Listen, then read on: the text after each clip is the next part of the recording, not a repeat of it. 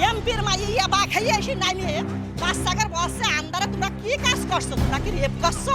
আমি এই মাদ্রাসা নিজে হাতে চালু করেছিলাম, আমি নিজে হাতে স্থগিত করি। বিচ্ছিরি বিচ্ছিরি ভাষায় গালিগালাজ করে একটা বাচ্চারে। এখানে প্রত্যেকটা বাচ্চা কি আতঙ্কে থাকে, কি ভয় পায়, কিভাবে কাঁদে। সাইকিয়াট্রিক রোগী হওয়ার কারণে প্রতি মাসে 1-2 বার তাকে হাসপাতালে ভর্তি করানো লাগে। যশোর 4 আসনের সংসদ সদস্য ও জেলা জামায়াতের আমির অধ্যাপক গোলাম রসুলের বাসভবন ঘেরাও করে হামলা ও ভাঙচুর চালিয়েছে বিক্ষুব্ধ জনতা। মঙ্গলবার সকাল 11টার দিকে শহরের নীলগঞ্জ সুপারিবাগান এলাকায় এই ঘটনা ঘটে। স্থানীয়দের অভিযোগ, এমপি গোলাম রসুলের বাড়ির সামনে আল মাদ্রাসাতুশ শরিয়াহ ও মসজিদ রয়েছে। এ মাদ্রাসায় শিশুদের যাতায়াত এবং অবস্থান মেনে নিতে পারে না এমপি গোলাম রসুলের মেয়ে অনন্যা। অনন্যা প্রায় সময় শিক্ষার্থীদের বকাঝকা করেন। সোমবার মাদ্রাসার কয়েকজন শিক্ষার্থীকে তিনি ভয়ভীতি দেখান। এ নিয়ে বিরোধ সৃষ্টি হলে পরে পুলিশের মধ্যস্থতায় মীমাংসা হয়।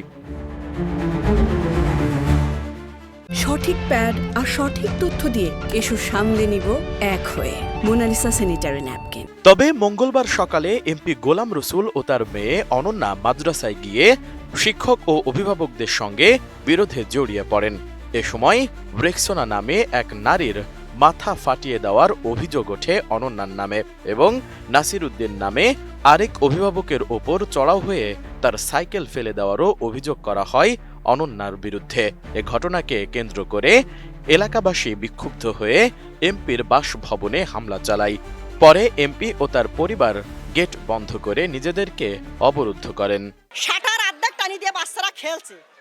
এখন এমপির মাইয়া বা খাইয়ে এসে নামিয়ে বাচ্চাকার বসে আন্দারে তোমরা কি কাজ করছো, তোমরা কি রেপ করছো? এমপি কিন্তু দাঁড়ায় পড়ি কাছে আমি এই মাদ্রাসা নিজে হাতে চালু করেছিলাম, আমি নিজে হাতে স্থগিত করে দেবো। প্রতিদিন ওর মেয়ে বের হয়েছে উলমাত পাগল, গাঁজা মদ খেয়ে বের হয়েছে উলমাত পাগল। তালার মধ্যে আঙুল পরাই দিয়ে মাথায় বাড়ি দিলে লাগির একটা ছাত্র মার। সবাই মারধর করে দেয়। পাশে আমি দাঁড়াইছিলাম, ও এসে আমার মাথায় তালা দিয়ে একটা বাড়ি মেরে দিয়েছে, একটা লাথি দিয়েছে, একটা তালা দিয়ে বাড়ি দিয়েছে। আমাদের গার্জিয়ানের গায়ে হাত দেওয়া হয়েছে, আমরা উনার দেখবো, উনারে নামাই নিয়ে আসে। উনার মেয়ে রেগুলার এখানে নেশাপান করে, নেশা করে এখানে বাচ্চা মাদ্রাসার সামনে বাচ্চাদের রেগুলার যারা যাতায়াত করে ওদের ভয়ভীতি দেখায়, অনেক সময় মারধর করে। তারা সবসময় তাদের একটাই কমপ্লেন, বাচ্চারা কোনো শব্দ করতে পারবে না। একটা বাচ্চা, তারা তো খেলবে, তাদের খেলতে পর্যন্ত দেবে না। তাদের টিফিন টাইম খুবই সীমিত, খুবই অল্প কিছুক্ষণের জন্য তাদের টিফিন টাইম দেওয়া হয়। একটা বাচ্চা যখন এখানে খেলে, তারা ওপর থেকে গরম পানি সহ, গরম পানি তো ফেলে, একটা বাচ্চার গায়ে গরম পানি ফেলে, নোংরা পানি ফেলে তাদের এখান থেকে সরাতে চায়। বিচ্ছিরি বিচ্ছিরি বিচ্ছিরি বিচ্ছিরি ভাষায় গালিগালাজ করে একটা বাচ্চারে।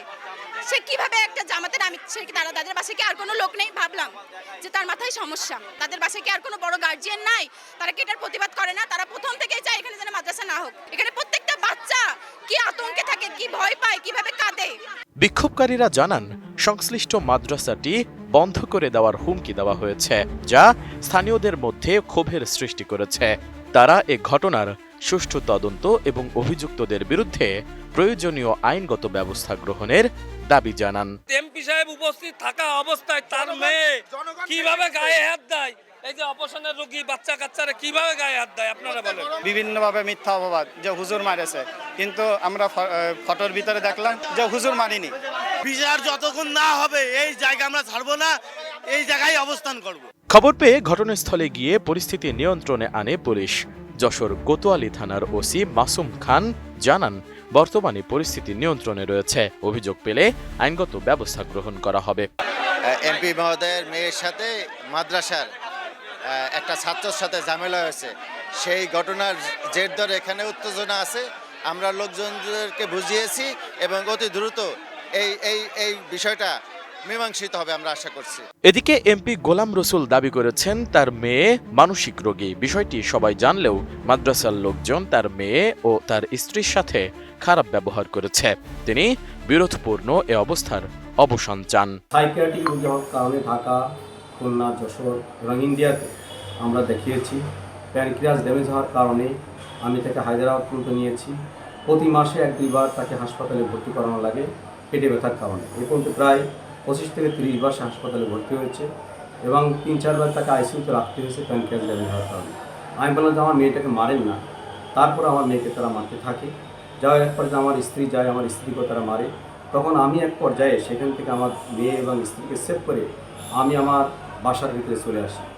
এরপরে তারা এলাকার যারা উশৃঙ্খল যুবক তাদেরকে খবর দিয়ে এসে আমার বাসা ভাঙচুর করেছে, আমার গেট ভাঙচুর করেছে, বাসার বিভিন্ন গ্লাস ভাঙচুর করেছে।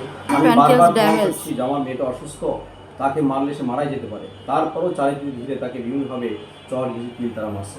হাতের আঙ্গুল ভেঙে দিছে, তার একটা আঙ্গুল ভেঙে গেছে। আমি যদি আমাদের ঘটনায় কেউ আহত হয় তার জন্য আমি দুঃখ প্রকাশ করছি।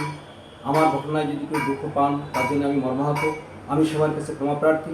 আমি চাই পরিবেশটা সুন্দর হোক, ভালো হোক, আমরা সহনশীলভাবে সবাই একসাথে বসবাস করতে পারি। Desk report, ATN news.